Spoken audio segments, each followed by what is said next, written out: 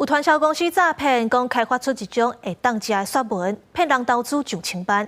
亲像这款传销诈骗案件，今年就有143件。有立委统计，去年传销业赚超过1000亿。不过，有保护基金的业者，敢若0.11%。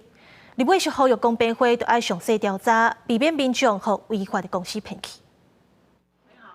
传销公司行销的手路是800款。前日有一个负责人控诉传销公司诈骗，伊讲上千万入去投资说文，煞规个拢乌有去。外界关心讲，公平会敢有积极调查，类似传销诈骗的案件，国内有偌济？一共是8件嘛？是。那被检举的有几件？143件里面，这个今年度的这个部分的话。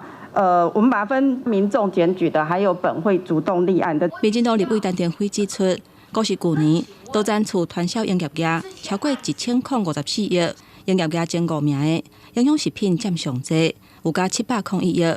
过来是美容保养品、清洁用品、净水器、滤水器、衫甲装饰品。国民党立委李玉玲调查出传播会敢若完成189件传销事业的辅导，连一半都无。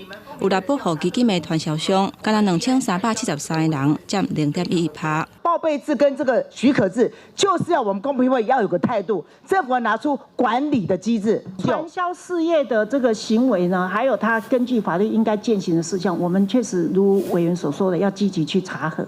至于它是不是有诈欺或者是吸金，这个银行法或者是刑法诈欺，你们相关业务一起共同讨论。公平会强调讲，只要是做多zan厝传销的，拢应该向公平会报备，才袂违法。